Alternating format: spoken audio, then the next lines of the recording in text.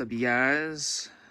Another daily update. It is Saturday, September 12th, and I'm at Morley River Recreation Site. So I finally made it to the Yukon Territory. I'm no longer in British Columbia. I'm still a couple of hours from Whitehorse, which is the capital of the Yukon Territory.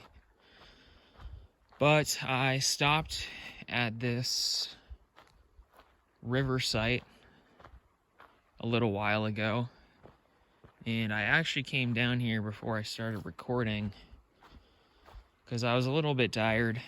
So I rolled out my sleeping mat and I brought down my blanket,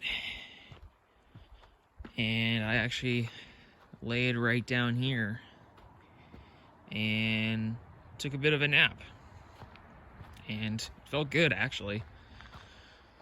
I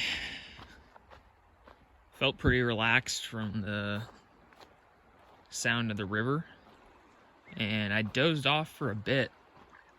Had a little bit of a dream. I can't quite remember what happened in it, but it was nice. Now I feel refreshed and ready to get back on the road. So this morning, these last 2 nights, I've slept in my car just because I've been trying to drive a little bit at night, but it hasn't really worked out too well, just because there's really not a lot of lights outside of major towns. It's pretty much just your car lights.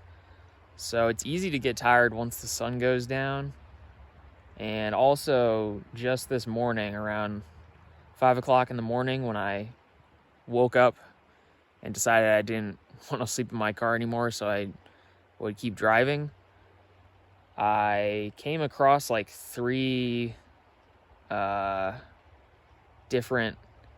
3 different animals, but I ran into moose crossing the street and deer crossing the street like 3 times within 30 minutes. So it's definitely pretty hazardous trying to drive here at night, especially because there's just random animals that'll run out in the middle of the road, and if you're tired, that could be kind of disastrous. So anyways, I stopped in this town. Where was it? Can't quite remember. I think it was before I crossed over into Yukon. It was this little gas stop called Jack's Place, and at first I wasn't sure what it was, but it was a cafe, and it was around 6:30 in the morning, and the light on the cafe said open. So I stopped and I went in, and there were these 2 old guys just kind of sitting there, drinking coffee, talking about life, talking about politics. And I just thought that was pretty cool. I looked at these 2 guys and I was like, yeah, that's definitely what I want to be when I'm an old guy. Just basically own my own little store and have travelers come in, and the stuff they offered, it was pretty minimal. It was like, it was breakfast stuff. So it was eggs and toast and bacon and steak. I ended up getting the steak and eggs. But yeah, one of the guys was a trucker, and it sounded like him and the owner were pretty good friends. So I think this guy who had been trucking through Canada for like 47 years is what he said. I think this was probably just a place that he stopped pretty regularly, and the owner was a friend of his, that they had just known each other for years and years. I don't know if the owner of the restaurant was a trucker, but I think they just probably became friends on virtue of him stopping at his place so frequently. So I thought that was pretty cool. it was called Jack's Place, and I realized after I was done eating, it was basically like a cafe, a little convenience store, and a motel and a gas station all rolled into one.